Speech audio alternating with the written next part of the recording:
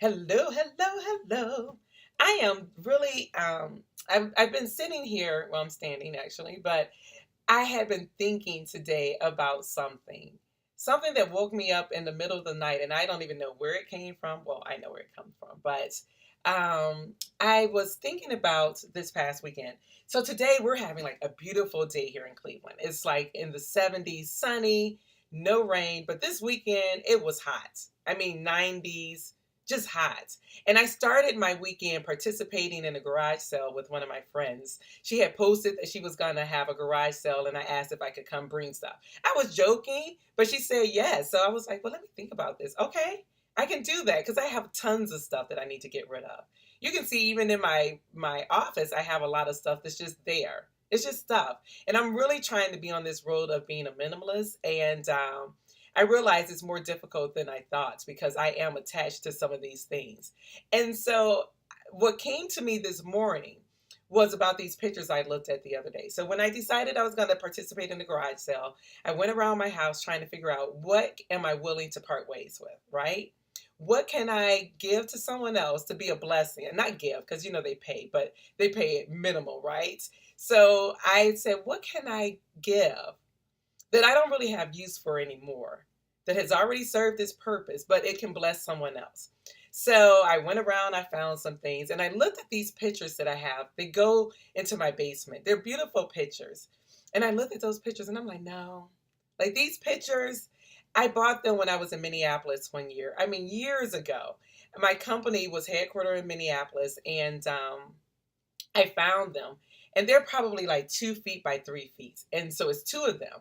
And I was like, how am I going to get these back home? And so I was there for some training. So I had my large luggage. So I said, just pack them in there and just, put stuff all around them. And hopefully the glass won't break when, the baggage handlers deal with them at the airport. So when I got home and I opened my suitcase, I was so ecstatic to see that my pictures didn't break. I mean, they're still intact, right? So I looked at those pictures and I'm like, no, you all went through a whole lot to get here. So I just had to laugh at myself because I'm like, these pictures have their own story, right? So that's why I'm not willing to part with it, because they have a story, right? And so, well, I have a story with those pictures. So we're all connected in that way. And so this morning, all of a sudden, I thought about that. And I was thinking, like, flip that on life. Like, we all do have a story, right? And sometimes we're not willing to part ways with it when it has already served its purpose in our lives, right? Like, we have gone through it, we've learned from it, but yet we're still holding on to it for ourselves. When if we just let it go and give it to someone else, it can bless them, just like the stuff that I was offering at the garage sale. Now, some of the stuff that I offered, I didn't want to sell at the discounted price that I did. Like, I had this beautiful globe that this lady wanted to buy for her son. Now, I knew what I paid for it. And what I even priced it for was nothing close to what I paid for it. But she said she had a son who just started a new job, had an office. And I'm like, okay, if it can bless him, it has served me for years. Let it go. And so I want to say to you all, if you have a story and it has served you, you've healed from it, or even if you need to heal from it still, think about sharing it. I can tell you, when I wrote my book, it was very cathartic. I was able to purge and release some things that was still inside of me.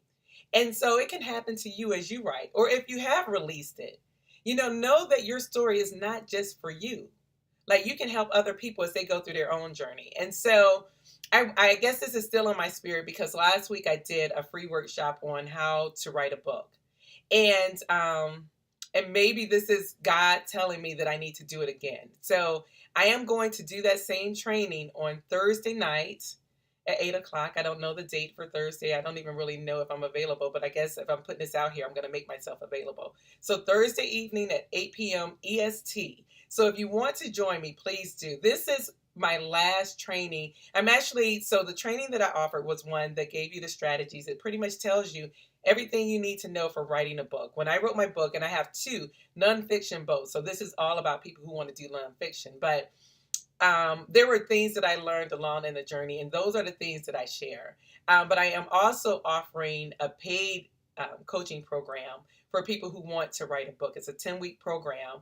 And if you listen to training, or if you join me for the training, I'll talk about that at the end as well. But I really just want to throw this out here for people because evidently it is still something that is on my heart and my mind. And so I just want to share it with others. So hopefully you'll be able to join me on Thursday so that you can share what you've already paid full price for because you've gone through whatever it is that you've gone through, but you can bless somebody else with it. All righty. So if you want to join me, you can go to www. I know you don't have to put that in anymore, but Ready, Set, Right.